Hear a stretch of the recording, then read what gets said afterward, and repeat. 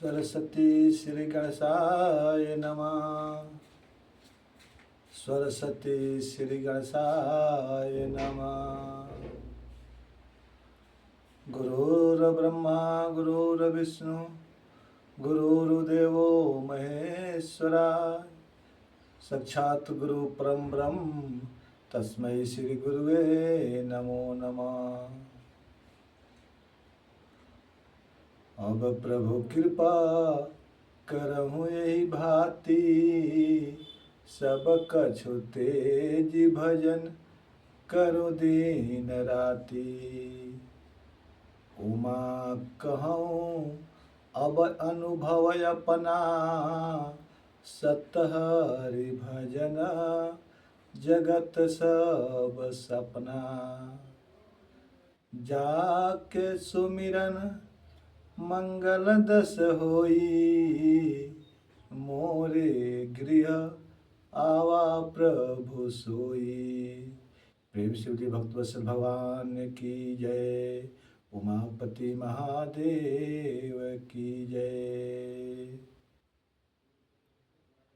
सच्चिदानंद रूपाय विश्व उत्पत्त्यादि हेतवे, तापत्राय विनाशाय श्री कृष्ण वयं नुमः।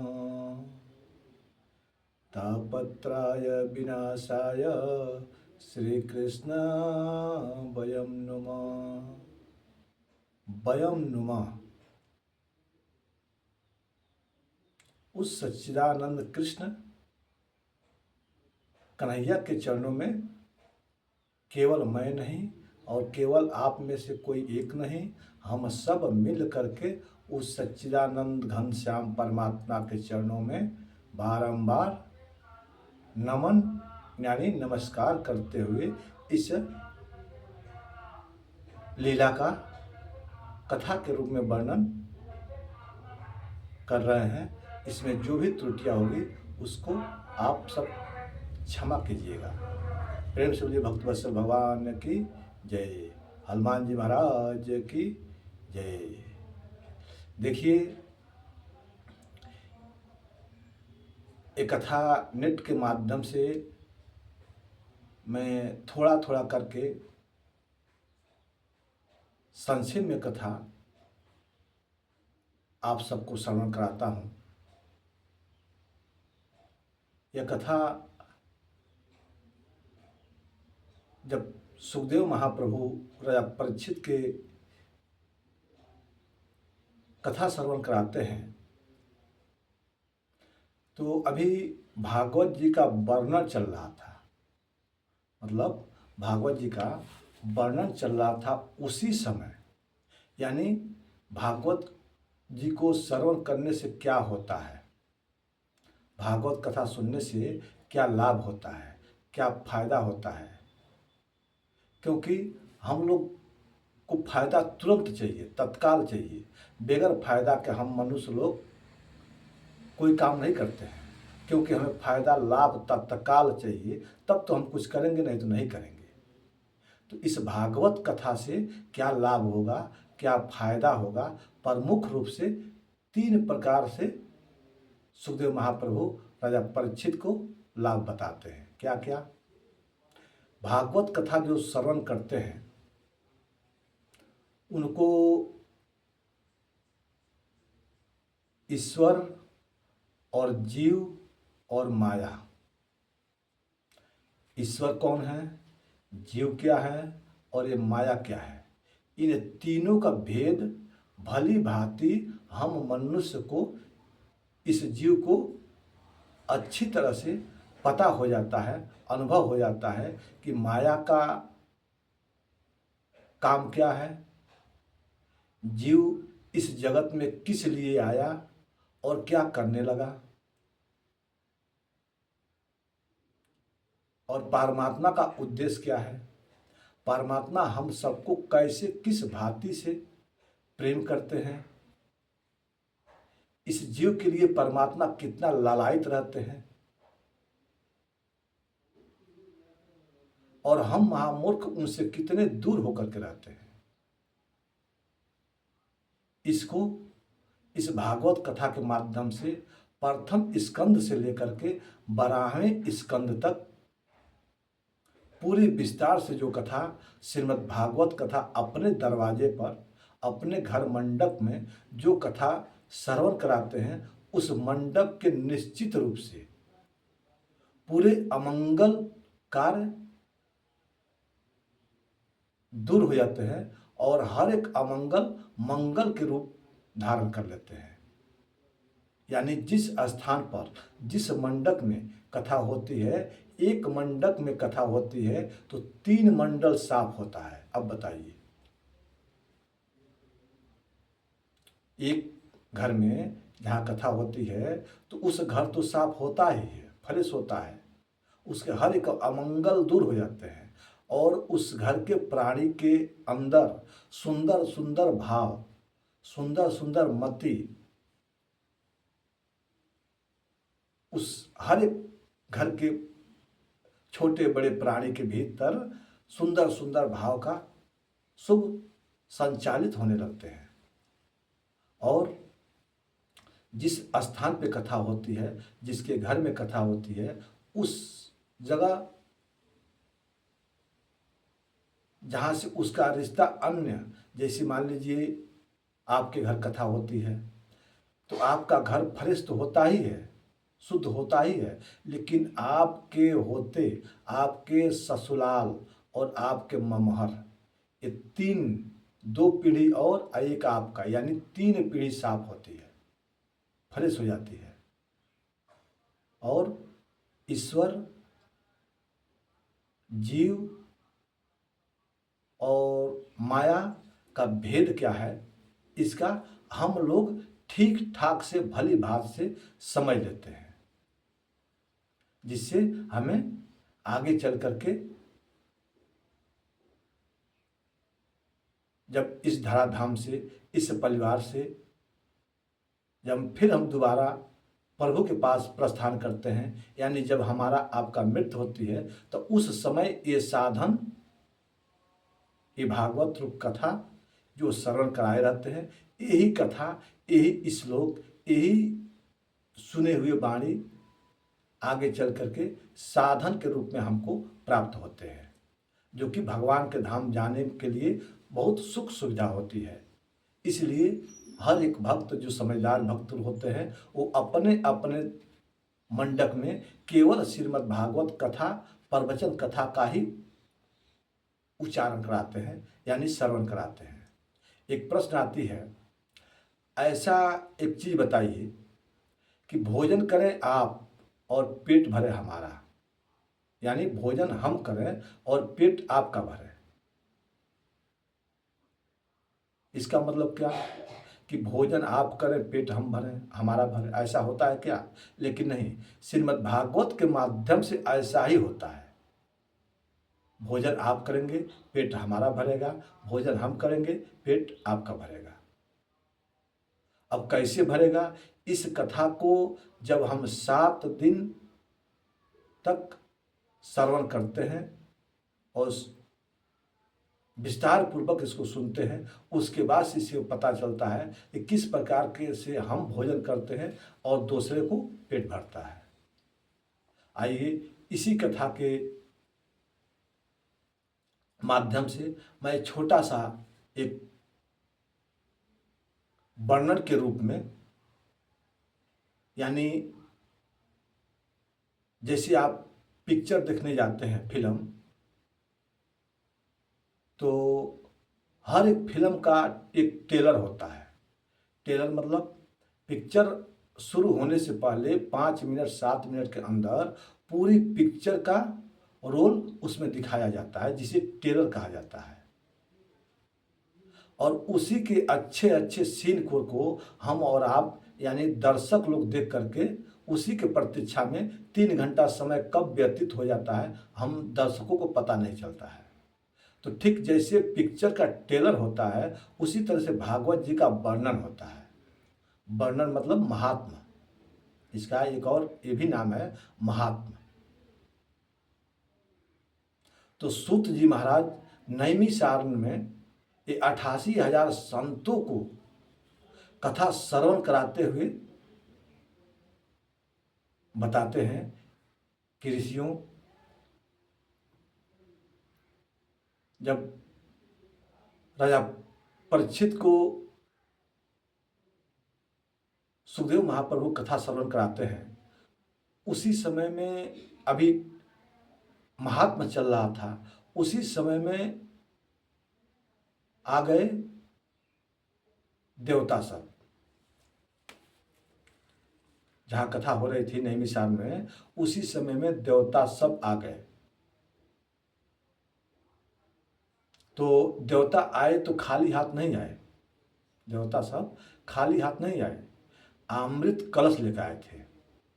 और अमृत कलश को ला करके सुखदेव महाप्रभु और राजा परीक्षित के बीच में रख करके नमस्कार करके, और वो भी एक किनारे होकर के बैठे। जब उस अमृत कलश को देखे तो सुखदेव महाप्रभु देवताओं से प्रश्न किया कि भाई ये सब क्या है? ये श्रोता और वक्ता के बीच में तुमने घड़ा लेके आया, ये घड़ा कैसी घड़ा है? देवता लोग जीभ पर इतने लोड करके बोले, मतलब इतने दबाव दे करके बोले, अरे महाराज, ये कोई साधारण चीज नहीं है, साधारण घड़ा ये नहीं है। तो क्या है? ये अमृत कलश है महाराज, अमृत कलश, जिसे पीने से, पान करने से लोग अमृत को प्राप्त होते हैं। अच्छा, तो इसको यहाँ क्यों लाए हो?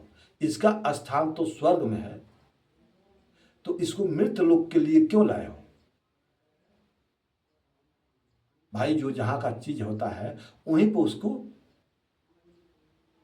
रखा हुआ होता है तो ठीक होता है। तुमने अमृत कलश स्वर्ग से इस मृत लोक पर, धराधाम पर क्यों लेकर आया? क्या उद्देश्य था? अपना प्रयोजन बताओ। देवता लोग बोले कि महाराज, हम सुने हैं कि महाराज परीक्षित जी का अकाल मृत्यु लगा है। अकाल मृत्यु राजा परीक्षित जी को लग गया है, क्योंकि समीर जी के बालक श्रृंगी जी ने महाराज परीक्षित जी को 7वें दिन मरने के लिए श्राप दिए हैं। और मैं ये चाहता हूं सरकार कि यदि राजा परीक्षित इस दुनिया से जब चले जाएंगे तो इस भारत भूमि को फिर धर्मात्मा राजा कभी नहीं मिलेगा। इस भारत भूमि को धर्मात्मा राजा कभी मिलेंगे नहीं। जो भी राजा होगा सब धर्मनिष्ठ, धर्म के लिए कुठाराघात करने वाले ही राजा मिलेंगे। आगे धर्मात्मा राजा भारत भूमि को अब ऐसे गौरव कभी नहीं प्राप्त होगा महाराज। और मैं सोच करके इसलिए अमृत कलश लाया कि इस अमृत कलश का 2 बूंद अमृत महाराज परीक्षित को पिला दिया जाएगा तो भारत भूमि को कुछ दिन और निर्भय होकर के भजन, तपस्या अथवा यज्ञ कार्य करने में सफल रहेंगे। निर्भीक होकर के इनके राज में ये लोग तपस्या करते रहेंगे। क्योंकि राजा परीक्षित के समय में हर एक ऋषि मुनि महात्मा एकदम निर्भीक होकर, चोर, डाकू, बाघ, शेर का कोई भय नहीं था। निर्भय होकर के मुनि लोग भजन किया करते थे। और यही सोच करके मैंने इस अमृत कलश को लाया कि जिसे 2 बूंद इनको पिला दिया जाए और फिर भारत भूमि को कुछ दिन के लिए और इस राजा का माध्यम से ऋषि मुनि महात्मा भजन निर्भीक होकर के करेंगे। ऐसा सुन सुखदेव महाप्रभु बोले, ठीक है, बहुत अच्छे विचार है तुम लोगों का, ठीक है, जब पिला दो। जब महाराज परीक्षित को पिलाने के लिए जब सुखदेव महाप्रभु देवताओं से बोले, तब देवताओं हाथ जोड़े और बोले, सरकार एक निवेदन हमारा भी सुन लो। क्या है? निवेदन ये है कि हम चाहते हैं कि राजा परीक्षित को ये अमृत पिला दिया जाए तो ताकि इन्होंने अकाल मृत्यु से मुक्त हो जाएंगे और कुछ दिन और भारत भूमि को सानिध्य सेवा करने का इनका मौका मिल जाएगा। और इसके बदले में ये जो कथा रूप भागवत कथा रूप जो अमृत आप इनको श्रवण करा रहे हैं, वो महाराज आप हमको श्रवण करा दीजिए, हमें पिला दीजिए। इतना सुन करके सुखदेव महाप्रभु ठट्ठा मार करके हंसे और बोले, अरे छलिया, राक्षसों को, दैत्यों को ठगते ठगते तुम लोगों की आदत पड़ गई है, इसलिए आज तुम हमारे पास चले आए हमको ठगने के लिए। इसी वक्त ये अपना अमृत का कलश घड़ा, एक कांच का टुकड़ा उठाओ और मेरे मंडप से बाहर हो जाओ। इतना बोले तो देवताओं का सिर झुक लटक गया। बोले सुखदेव महाप्रभु देवताओं से कि तुम हमको कांच का टुकड़ा दिखा रहे हो, कांच का टुकड़ा दे करके, और तुम हमारा करोड़ों सूर्य के प्रकाश, करोड़ों सूर्य के समान मणि, कथा रूप मणि हमारा लेना चाहते हो। अब बताइए, अमृत का कलश का सुखदेव महाप्रभु कांच का टुकड़ा बताते हैं। कांच का टुकड़ा मतलब घड़ा या शीशा कब तक सुरक्षित रहता है कि जब तक हाथ में उसको संभाल कर पकड़ा रहा जा सकता है, उसी समय तक वो सुरक्षित रह सकता है।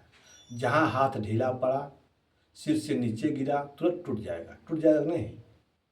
शीशा का या कांच का या घड़ा का यही हाल होता है। और कथा रूप अमृत करोड़ों मणि के समान। देखिए, एक सूर्य में कितने प्रकाश हैं, और करोड़ों सूर्य के पास जितने प्रकाश हैं उनसे भी कई गुना प्रकाशित देने वाला ये हमारा श्रीमद् भागवत प्रवचन कथा है। और इसको तुम एक कांच का टुकड़ा दे करके और हमारे करोड़ों सूर्य मणि के समान कथा रूप अमृत तुम लेना चाहते हो। जल्दी अपना एक कांच का टुकड़ा उठाओ और यहां से फरार हो जाओ। अब इतना जब कह करके सुखदेव जी देवताओं को फटकार करके भगा दिया वहां से, तो देवता सिर लटकाए, कांच का टुकड़ा उठाए, यानी घड़ा अमृत का, सीधे अपने घर स्वर्ग नहीं जा रहे हैं। कहाँ जा रहे हैं? सीधे गए ब्रह्मलोक ब्रह्मा जी के पास। और ब्रह्मलोक ब्रह्मा जी के पास जाकर कहते हैं कि हे विधाता, हे ब्रह्मा जी, देखिए मैं कितनी श्रद्धा से, कितने भाव से स्वर्ग से मृत लोग गए थे कथा श्रवण करने। वहाँ एक बाबा बैरागी सुखदेव जी कथा श्रवण कराते हैं परीक्षित जी को। मैं भी गया था कथा सुनने के लिए, तो फ्री की कथा सुनना नहीं चाहते थे हम लोग, इसलिए अमृत कलश लेके गए थे कि मैं सोचा कि उनको अमृत पिला दिया जाएगा और उसके बदले में कथा रूप कथा को हम लोग श्रवण कर लेंगे। परंतु उन्होंने बेमरवत इस अमृत कलश को कांच का टुकड़ा कह करके हमको ठुकरा दिया, वहां से भगा दिया। मैं जानना चाहता हूं कि भागवत के पन्नों में ऐसी कौन सी क्या लिखी है कि उस कागज के पन्ना, यानी भागवत का जो पन्ना है वो कागज है, और उस कागज के पन्नों में क्या ऐसी विशेषता है कि उन्होंने उस कागज के पन्ने को, भागवत को, करोड़ों मणि के समान प्रकाशित बताया। और हमारा जो मणि है, जो पीते ही अमर कर देता है, उसको उन्होंने कांच का टुकड़ा बताया। मैं जानना चाहता हूं कि उस भागवत के पन्नों में आखिर ऐसी क्या विशेषता है, क्या गुण है। यह बात सुनकर ब्रह्मा विधाता जी भी चिंतित हो जाते हैं और कहते हैं, हे देवताओं, मैं भागवत के विषय में कुछ नहीं कर सकता, भागवत के विषय में कुछ नहीं कह सकता। परंतु 2-4 दिन की बात है, कथा चल रही है, इसका निर्णय 7वें दिवस पता चल जाएगा कि इस भागवत की पन्ना में है क्या, क्यों उसको करोड़ों मणि के समान आदर्श प्रदान किया गया, कर रहे हैं, और हमारा जो अमृत है उसको क्यों उन्होंने कांच का टुकड़ा कह करके ठुकराया। ये आज से 7वें दिवस तक कथा प्रेम से श्रवण करो, नहीं पंडाल में सही, दूर से सही, पता चल जाएगा। इधर ब्रह्मा जी स्वर्ग से तराजू मंगाते हैं, एक तरफ पूरे वेद शास्त्र को रखते हैं और एक तरफ केवल भागवत जी को रखते हैं। तरुणी लघु यानी इधर ब्रह्मा जी तौल भी रहे हैं सब वेदों से भागवत जी को, और इधर सुखदेव जी कांच का टुकड़ा काकर ठुकरा दिए और अपने भागवत को अमृत यानी करोड़ों सूर्य के समान संबोधित कर रहे हैं। क्यों? क्योंकि देखिए, ये नहीं कि अमृत कलश था वो साधारण था, वो भी साधारण नहीं था, बहुत बहुमूल्य चीज अमृत कलश था, जो कि देवता लोग बड़े परिश्रम से, बड़ी मेहनत से और बड़े कठिनाई से समुद्र से वो लोग मथन करके पाए थे। तो उस अमृत कलश का एक बार आवश्यकता लगा गरुड़ जी को।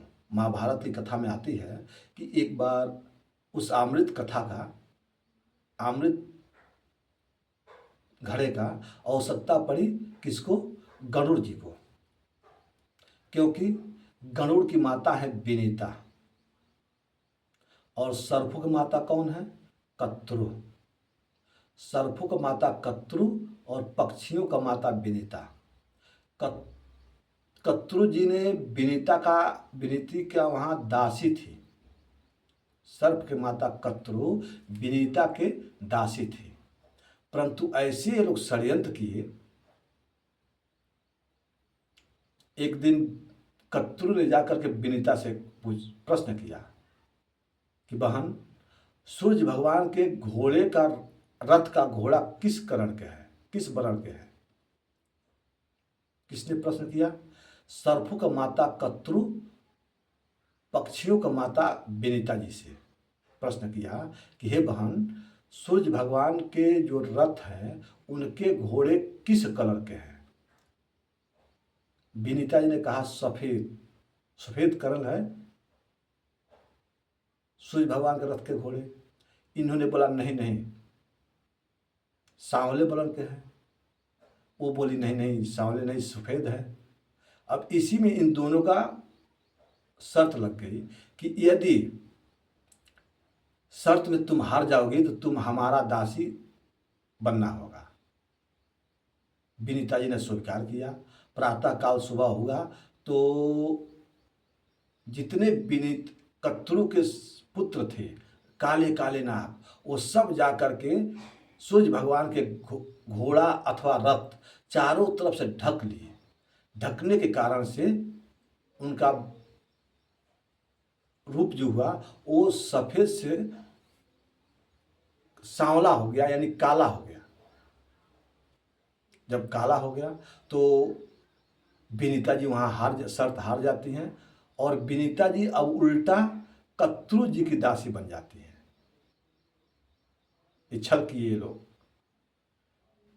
नाग, काले नाग लोग ये सब छल किए, जिसके कारण विनीता अब उल्टा कत्रु की दासी बनती है।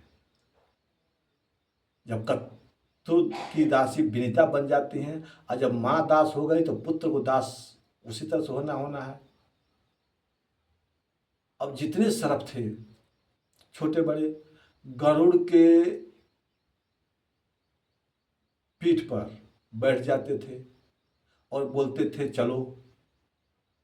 जहां सर्प लोग कहते थे वहां गरुड़ जी को जाना पड़ता था।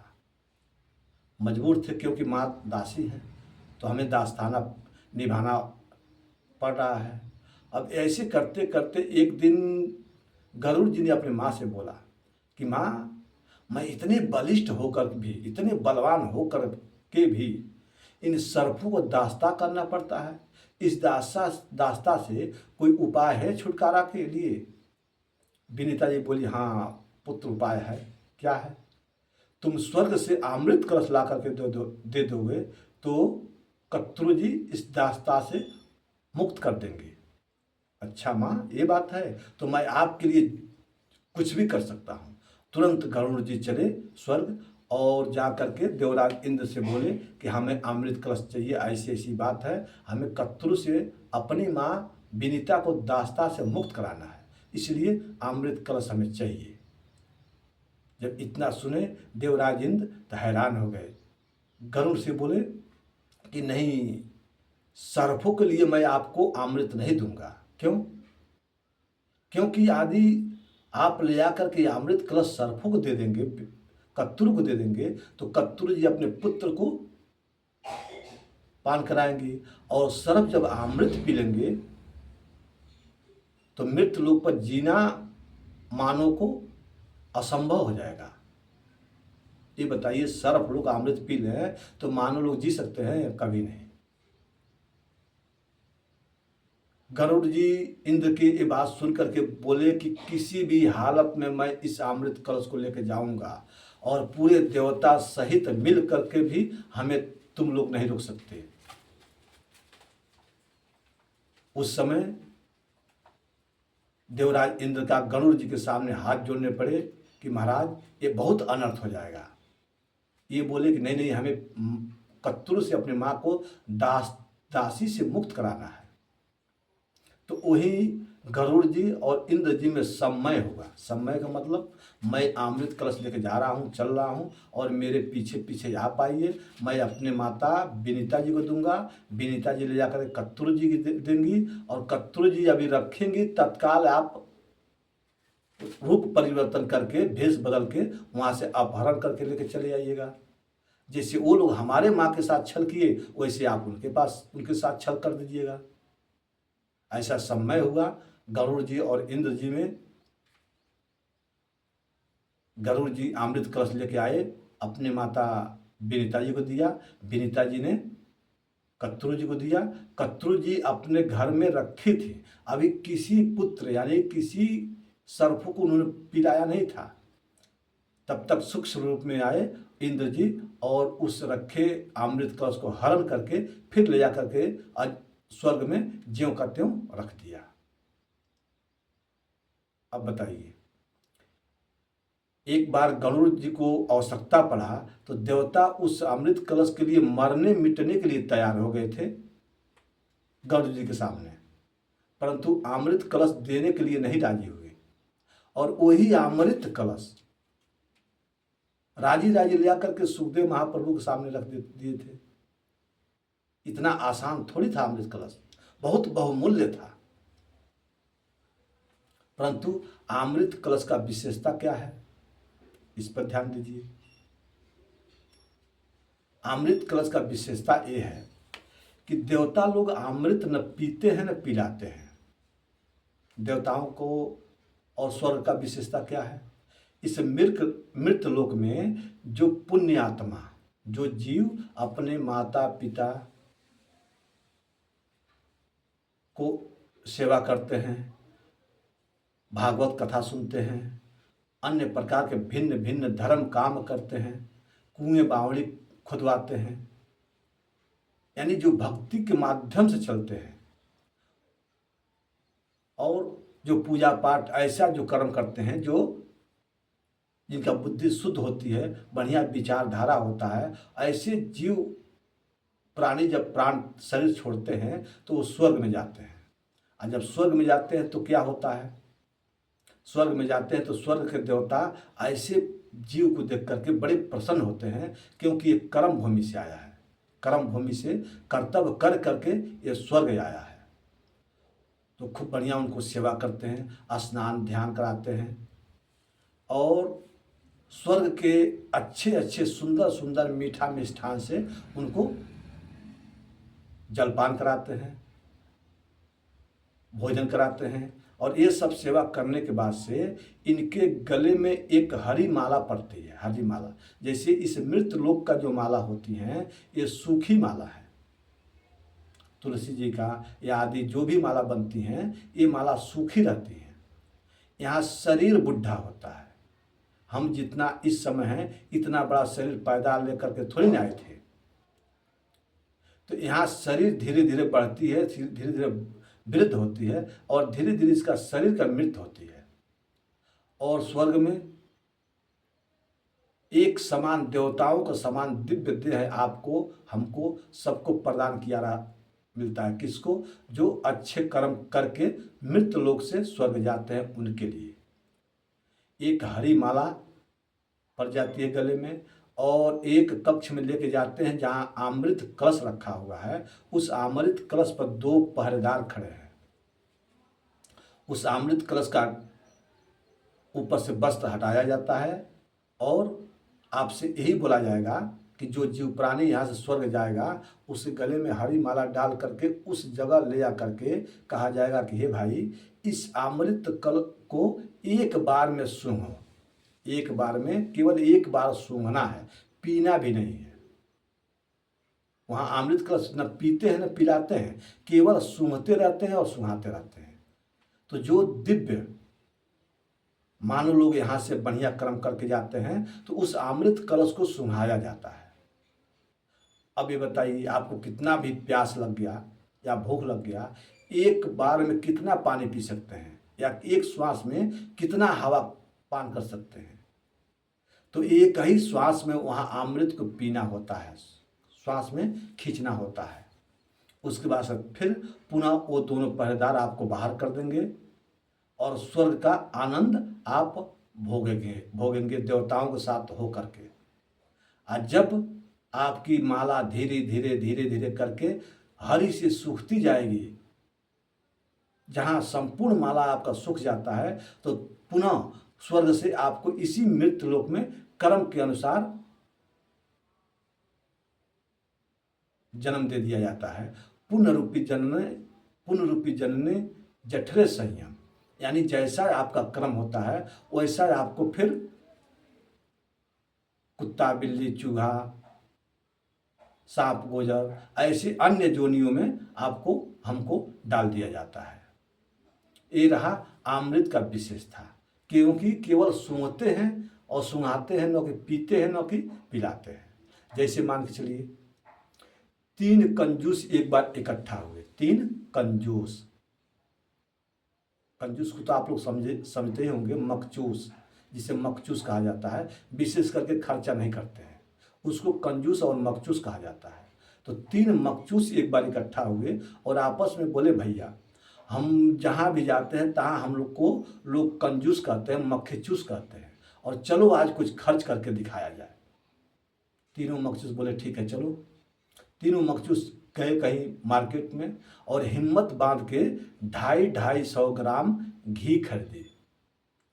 अब देखिए, अपना कंजूसई का कृपणता तो वहीं दिखा दी, क्योंकि 250-250 ग्राम घी खरीदे और सीना चौड़ा करके खुश होते हुए घर आ रहा है कि आज मैंने बहुत खर्चा किया।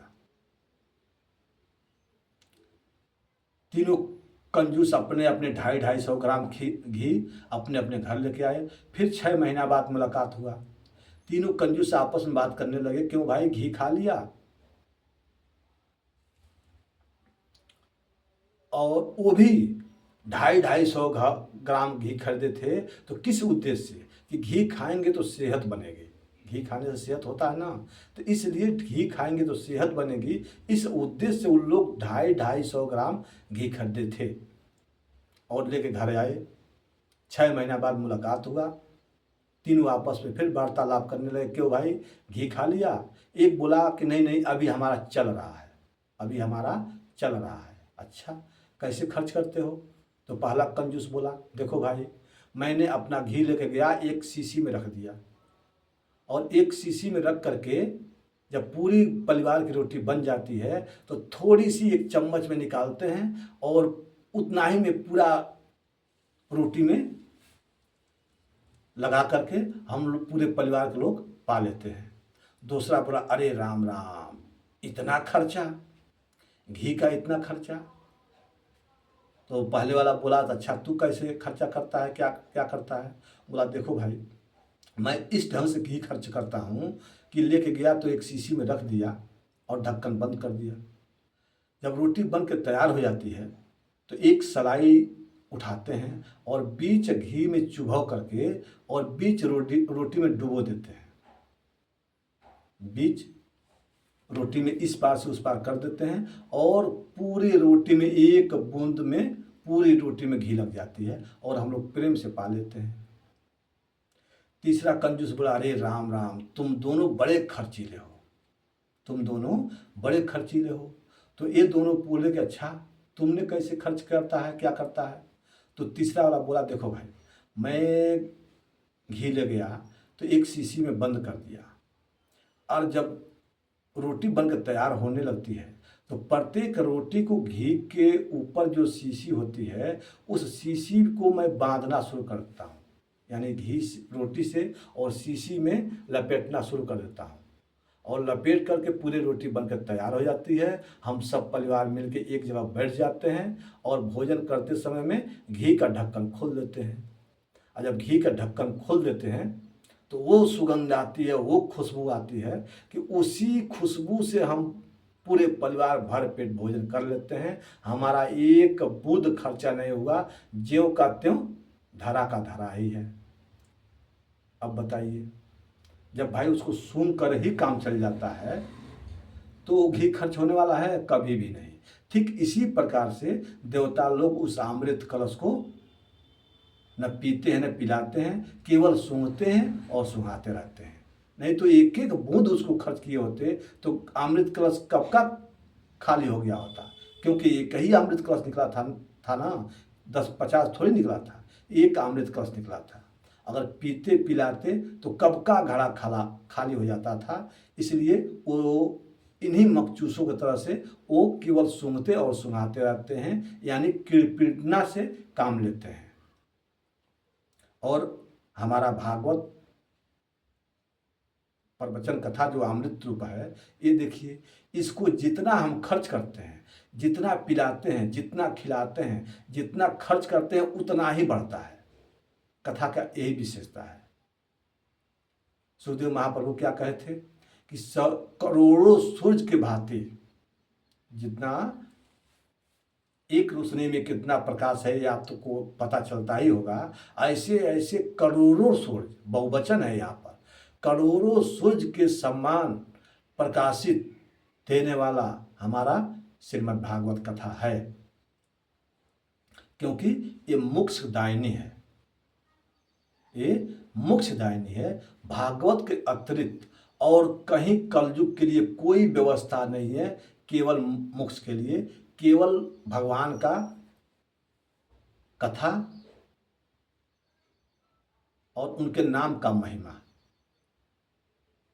नाम का महिमा और भगवत कथा। इसके अतिरिक्त हम किसी भी कहीं भी चले जाएं, हमें मोक्ष नहीं होने वाला है। जब हम आएंगे तो भागवत जी के शरण में और प्रभु के नाम के शरण में जब आएंगे तब भी हमारा आपका मुक्ति या मोक्ष हो सकता है। इसके अतिरिक्त मुक्त का कोई सवाल ही नहीं हो सकता है, क्योंकि कलयुग कहा है, कलयुग केवल नाम आधारा, सुमिर सुमिर नर उतरहु पारा।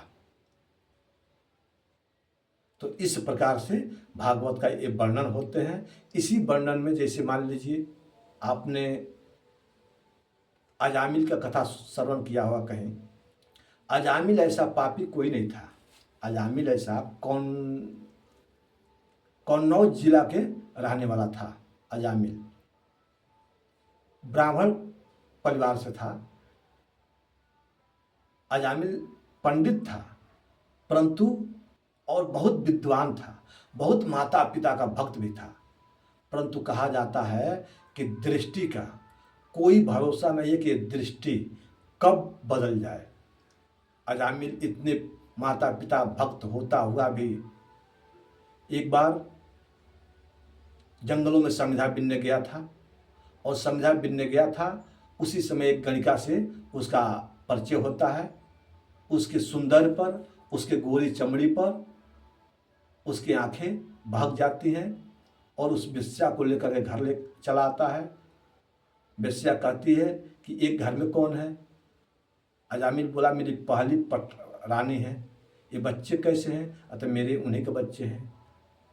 वेश्या बोली, सुनो भाई यदि ये धर्म पत्नी जी रहेंगी तो हम नहीं रहूँगी,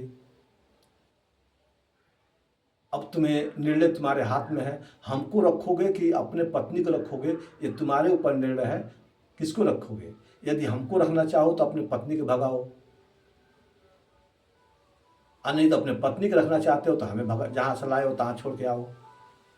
ऐसा सुन अजामिल का आंखें भाग गया, उस गोरी चमड़ी के सुंदर पर मोहित हो गया और अपने पुत्र अथवा पत्नी को त्याग कर दिया। देखिए ऐसे माता पिता, भक्त ब्राह्मण था, पंडित था, फिर भी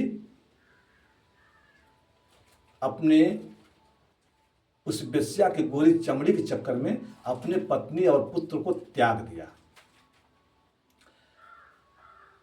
ऐसे करते करते धीरे धीरे कुछ आगे चल करके, ब्राह्मण परिवार से था इसलिए पूजा पाठ मंत्र का जाप भी करता था।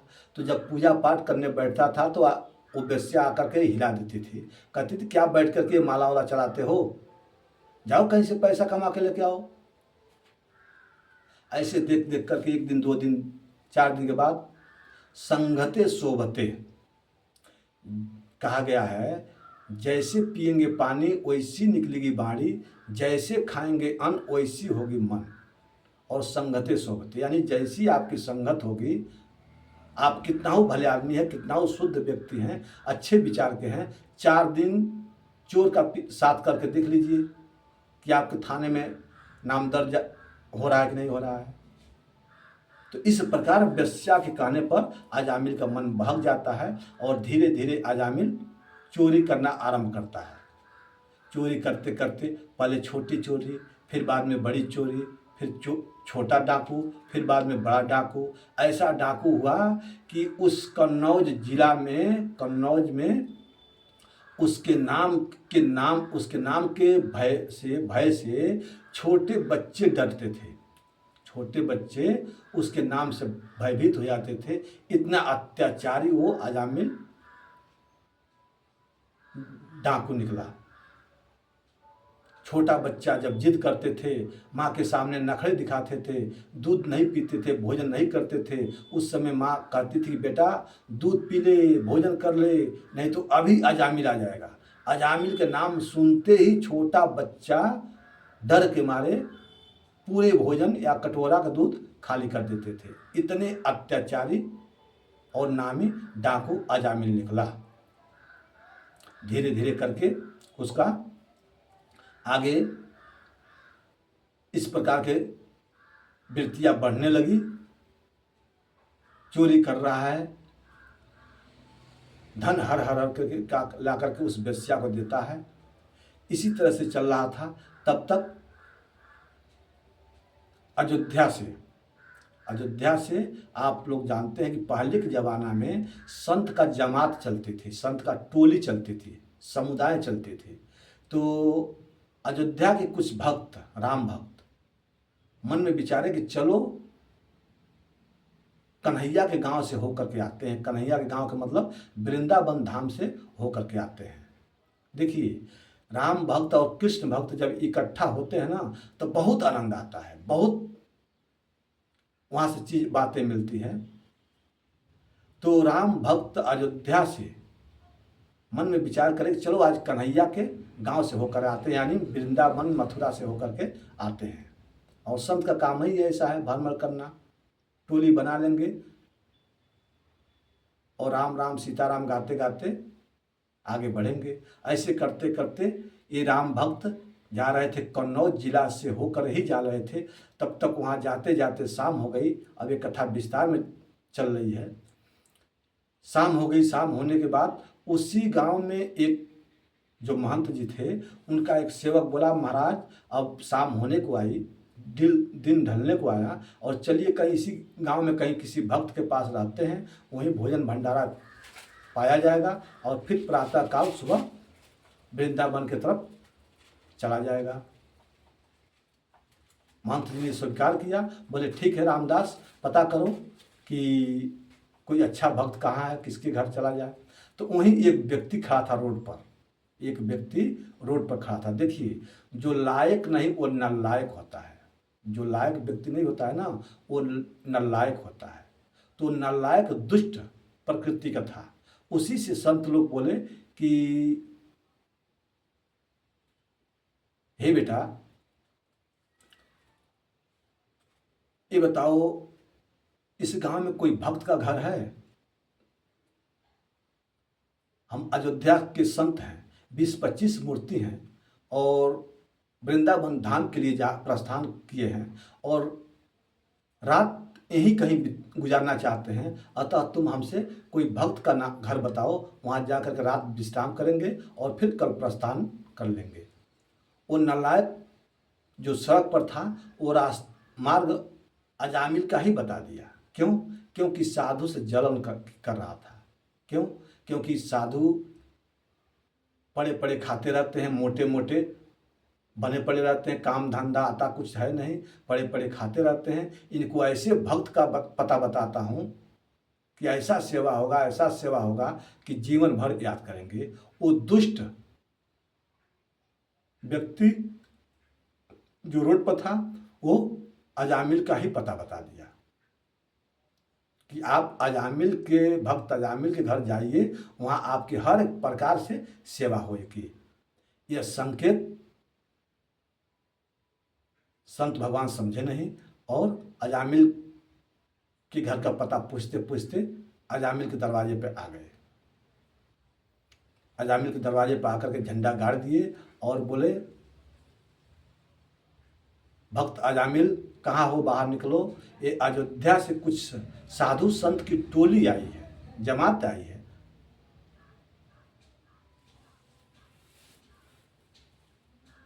गृहस्थ घर पावन भय, संत भगवान द्वारे पधारे। यानी इस गृहस्थ का, इस भक्त का घर पावन आज हो जाएगा, क्योंकि आज संत भगवान इस दरवाजे पर आए हैं। ऐसा सुन करके अजामिल तो था नहीं, उसकी पत्नी वेश्या थी। वो आई, बोली, अरे आज ये पहली बार ये संत लोग हमारे दरवाजे पर कहाँ से आ गए, कैसे आ गए? वो बाहर निकली, बोली, बाबा आप कैसे हमारे घर आ गए, क्यों आ गए, क्या बात है? तो देखो बेटी, हम अयोध्या के संत हैं, 25 मूर्ति हैं और वृंदावन धाम के लिए जा रहे थे। तुम्हारे घर के सामने आते आते शाम हो गया। मैं सोचा कि इसी गांव में रह करके और रात बिताएं और प्रातःकाल फिर हम वृंदावन धाम की तरफ प्रस्थान कर जाएंगे। अतः हे बेटी, मैं किसी भक्त से पूछा तो वो भक्त तुम्हारा घर का पता बता दिया। अजामिल तुम्हारा पति का नाम है ना? हाँ महाराज। तो कहाँ है भक्त अजामिल, बुलाओ उसे। उनका घर पावन हुआ, संत भगवान आए हैं। यह सोच करके उस वेश्या के आंखों में आंसू आ गया। संत का जब ये बात सुनी तो उस वेश्या के आंखों में आंसू आ गया और मन में सोच रही है कि आज कितना मेरा भाग्य उदय हुआ है कि आज मेरे दरवाजे पर संत पधारे हैं। परंतु मेरा पति दुष्ट स्वभाव का है, वो देखेगा तो इनको अहित करेगा, अपमान करेगा। ऐसा सोच विचार करके वो अजामिल की पत्नी बोली, बाबा आपसे धोखा हुआ है, जो बताया है वो आपके गलत मार्ग बताया है। हमारा पति यहाँ का नाम चिन्ह डाकू है और वो आपको निश्चित रूप से अहित करेगा। इसलिए मैं आपसे निवेदन कर रही हूँ, हाथ जोड़ कर कह रही हूँ कि हे प्रभु, आप यहाँ से किसी अन्य गांव में चले जाइए। इतना सुन करके संत भगवान बोले, ठीक है बेटी, कोई बात नहीं। हमें जो भक्त से हमने पूछे वो भक्त यही का पता दिया, इसलिए मैं तुम्हारे दरवाजे पर आ गया। कोई बात नहीं बेटी, मैं आगे कहीं विश्राम कर लूँगा। ऐसा सुन करके संत भगवान वहाँ से चलने लगे। जब चलने लगे तो वेश्या का आँखों में आंसू और जोर से आ गई, धार चल पड़ी और बोली, हे भगवान, कितने जन्मों के बाद आज हमारा भाग्य उदय हुआ। संत भगवान आए तो क्या उनको मैं एक लोटा जल भी नहीं पिला पाई? अपने दुर्भाग्य पर कोसने लगी और दौड़ करके भाग करके जाके संत भगवान के आगे चरणों में गिर गई और बोली, बाबा हम जानते हैं कि मेरा पति दुष्ट स्वभाव का है और मेरे घर में ऐसा कोई वस्तु नहीं है, ऐसा कोई अन्न नहीं है कि मैं आपको भोजन पवाऊं। परंतु महाराज, मैं ये सुना है कि जो कच्चा अन्न होते हैं, माने कच्चा सामान जो होते हैं, पकाए सामान नहीं होते हैं, उसमें जो सीधा होते हैं उसमें कोई दोष नहीं है। हे प्रभु, यदि आपका आदेश हो तो मैं सीधा आटा चावल जो भी आपकी सामग्री है वो मैं आपको प्रदान कर देती हूँ। और आप मेरे घर के ही बगल में एक बगीचा है, उसी में भोजन भंडारा पाइए, चिताइए और प्रातः जहाँ आपका इच्छा हो तहाँ जाइएगा। रात के समय में कहाँ जाएंगे, आपको बहुत कष्ट होगा। ऐसा सुन महंत जी का शिष्य जो रामदास था, उसका शरीर थर थर काँप गया कि महाराज नहीं नहीं, यहाँ मत रुकिए, क्योंकि इसका पति डाकू है और हमको अहित करेगा, अपमान करेगा आपको। इतना सुन करके महंत जी बोले कि नहीं नहीं रामदास, हम अब यहीं ठहरेंगे, हम अब इसके घर के पास ही ठहरेंगे और इसी का अन्न का भोजन पाएंगे। ऐसा सुन वो अजामिल की पत्नी सीधा चावल आटा ला करके दे देती है संत भगवान का, और उसी प्रसाद उसी बगीचे में अपना भोग भंडारा चिताने लगे और पाने लगे। धीरे धीरे करके, जानते ही हैं कि बाहर का भोजन बनता है वो भी संत का, तो रात हो जाती है। ऐसे करके भोजन चेता पाया और सब कोई अजामिल के चक्कर में सोच रहे थे।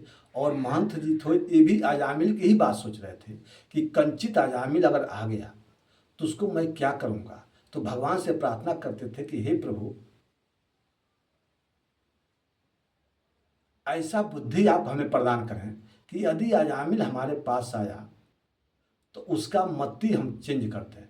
ऐसा कृपा आप कीजिएगा प्रभु, क्योंकि उसका अन्न, उसका नमक मैं खा रहा हूँ। ऐसा बुद्धि दीजिएगा कि मैं उसका कोई न कोई मार्ग बदल दूँ। ऐसा सोच रहे थे, तब तक अर्धरात में अजामिल तमाम सोना चांदी हीरा मोती बर्तन आदि बांध करके लेके आया और अपने दरवाजे पर रख दिया। दरवाजे पर रख करके जहाँ उसकी दृष्टि बगीचे की तरफ बढ़ी तो एक चिराग का रोशनी का आया। रोशनी देख करके वहीं पर अपने सब रख करके अपने दरवाजे पर, और रोशनी को देख करके संत के पास पहुँच गया और जा करके उल्टा सीधा बिगड़ गया। कहाँ से आए हैं, क्यों आए हैं, किस लिए आए हैं, कौन बुलाया है, क्या कर रहे हैं। अब उल्टा सीधा बहुत गर्म पड़ने लगा। तब तक अजामिल का पत्नी जो वेश्या थी वो भी सोई नहीं थी, क्योंकि चिंतित थी। चिंतित इस प्रकार की थी कि अजामिल आएगा तो उल्टा सीधा बोलेगा। तब तक आवाज़ सुन करके दौड़ी भागी गई और दौड़ी भागी जा करके अपने पति को डांट लगाई। तुम्हें बोलने का कुछ सहूर है, होश है, इस संत भगवान से कैसा बोला जाता है। ये अयोध्या के महात्मा हैं, वृंदावन धाम जा रहे थे, रास्ते में रात हो गया, मैं ही इनको रोकी हूँ। आज रात तुम्हारे वहाँ भोजन पा लिए, भोजन कर लिए, क्या तुम्हारा बिगड़ गया। अब इतना करते भर में अजामिल ठंडा। अच्छा अच्छा देवी, तुम रोकी हो, ठीक है ठीक है, जब तुम रोकी हो तो 2-4 दिन और रोक लो, उसमें क्या है। ऐसा सुन करके महाराज ने समझ गए कि इस बिटिया के पास तो अच्छी चाबी है। इतना बिगड़ रहा था हम लोग पर, इतना गर्म हो रहा था, और बिटिया आई ऐसी चाबी घुमाई कि हम नॉर्मल हो गया। इस भाव से उन्होंने संत भगवान का किसी तरह से जान बख्शा। और उसके बाद से अंत में राम जो महंत थे वो बोले, बेटा अजामिल, हम तुम्हारा अन्न खाए हैं। देखिए यहाँ कथा थोड़ा संक्षेप में चला रहा है। अब तुम्हारा अन्न खाए हैं और साधु संत को भोजन कराने के बाद से दक्षिणा दी जाती है कि हे पुत्र अजामिल, तुम हम संतों को दक्षिणा नहीं दोगे। इतना सुन करके पत्नी की तरफ ताका और लगता है कि क्या कर देगा, परंतु पत्नी वही खड़ी थी इसलिए कुछ बोल नहीं पाता था। इतना सुन करके बोली, कि अच्छा ठीक है, तुम दक्षिणा हमसे मांगते हो, भूतों से पूत मांगते हो दक्षिणा, ये तुम्हारा सोटा लंगोटा, ये तुम्मा, ये कमंडल अभी छुड़ाया नहीं, यही मेरा दक्षिणा समझो, नहीं तो ये भी यहाँ छोड़ जाओ और जल्दी से आज भाग जाओ।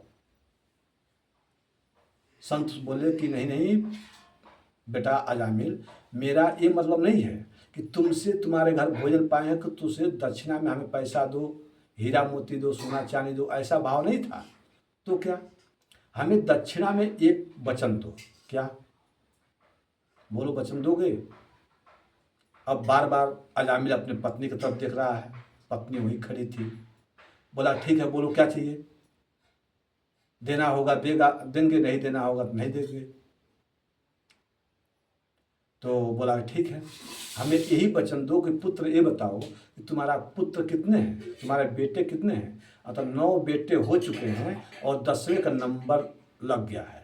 अच्छा, तो 9 बेटे हो चुके हैं, 10वें का नंबर लग चुका है, तो अजामिल बेटा तुम दक्षिणा के रूप में हमको यही दे दो कि 10वें पुत्र जब तुम्हारा होगा तो उसके नाम हमारे कहने के अनुसार उसका नाम नारायण रख देना, बस यही दक्षिणा के रूप में दे दो।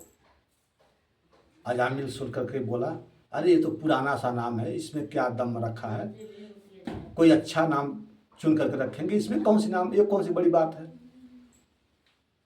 इतना सुना, अजामिल की पत्नी बोली कि तुम एक संत के कहने पर अपने 10वें पुत्र का नाम नारायण नहीं रख सकते हो क्या? अच्छा तुम कहती हो तो ठीक है, रख लूंगा, कोई बात नहीं। तो संत के कहने के अनुसार अपने 10वें पुत्र का नाम अजामिल ने नारायण रखा था।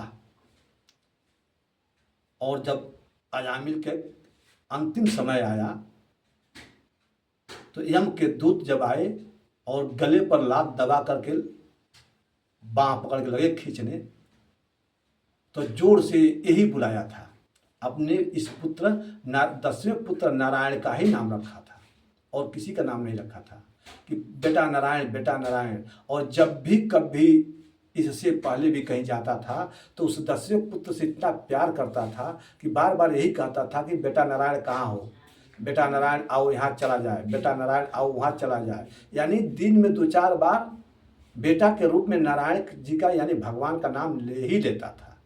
और संत का यही उद्देश्य था कि किसी प्रकार से भगवान का नाम लिया करें।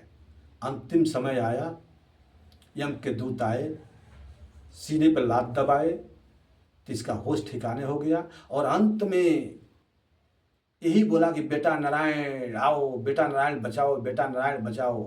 तो बेटा नारायण दूर खेल रहा था, यह शब्द सुन करके प्रभु नारायण का 4 पार्षद गोरे गोरे आ गए, गोरे गोरे आ गए, यम के दूत का धक्का लगाए, किनारे कर दिए।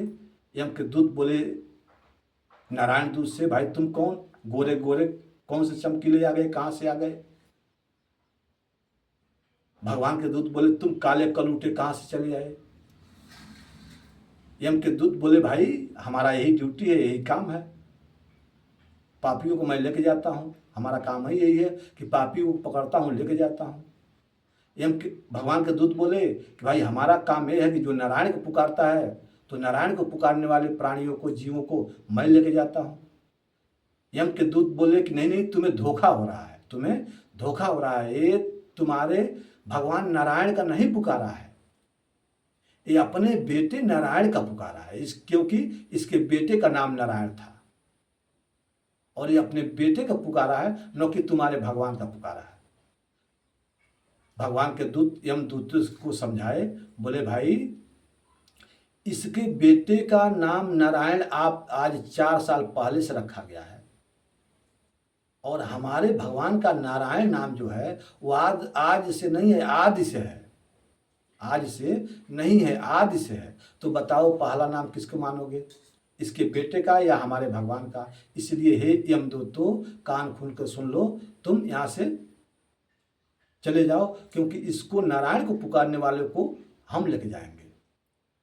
फिर भी यमदूत नहीं माने। जब यमदूत नहीं माने तो भगवान के दूत ऐसे धुनाई किया कि यमदूत को भागते भागते भाग करके चले गए। भाग करके यमदूत जा करके यमराज के पास अपना डंडा फेंक दिए और बोले महाराज आज के बाद आपके नौकरी नहीं करेंगे।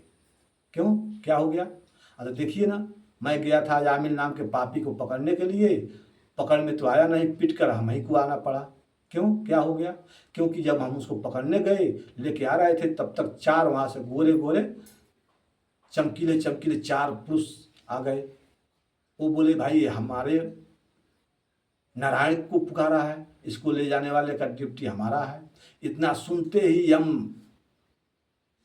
कुर्सी से जा करके यम दूतों को अपने यानी अपने सेवकों का मुंह पर हाथ रख दिया, चुप चुप चुप। यमदूत सब पका गए, महाराज क्या हो गया? अरे भाई, जो अभी अभी को तुमने नाम जो लिया ना, ये नाम साधारण नाम नहीं है।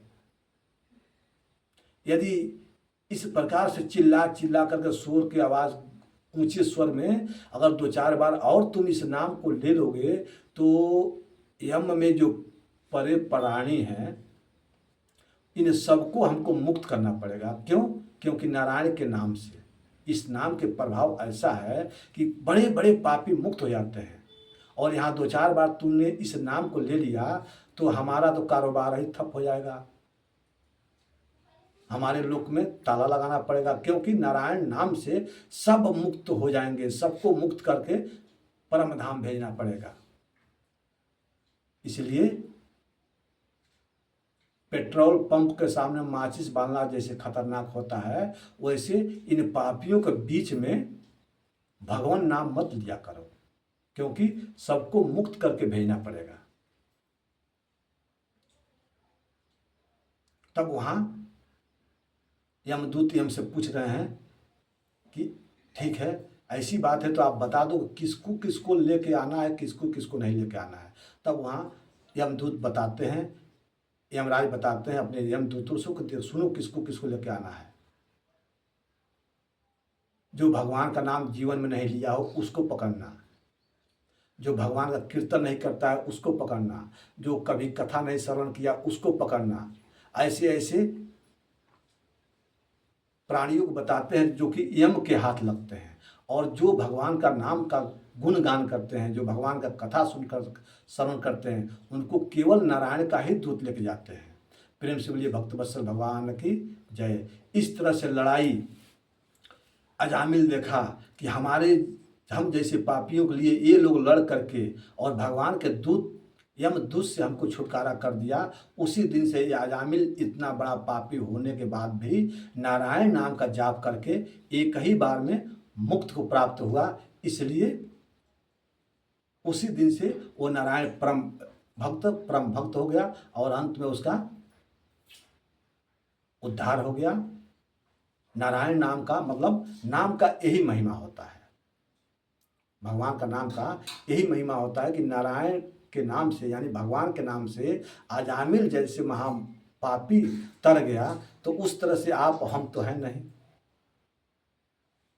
हम लोग उतना भयंकर पापी हम या आप तो है नहीं। तो इतने बड़ा पापी जब केवल नाम का एक बार सुमिरन करने से तर गया, तो हम अपने बारे में सोचिए कि उसके बराबर तो हम लोग तो है नहीं। तो इसलिए हम लोगों को भी कथा श्रवण करनी चाहिए, भागवत सुननी चाहिए और प्रभु का गुणगान करनी चाहिए और हमेशा ऐसा ही सेवा करके परम धाम को प्रस्थान होना चाहिए। प्रेम से बोलिए भक्तवत्सल भगवान की जय। अमृता जल्दी। तो इस प्रकार से कभी भी अपने आप को विचलित नहीं होना चाहिए, भगवान के आश्रय में अपना ध्यान लगाना चाहिए, कभी भी उन्हीं का गुणगान करना चाहिए। 2 भक्त जहाँ मिले उन्हीं का चर्चा करना चाहिए। प्रेम से बोलिए भक्तवत्सल भगवान की जय।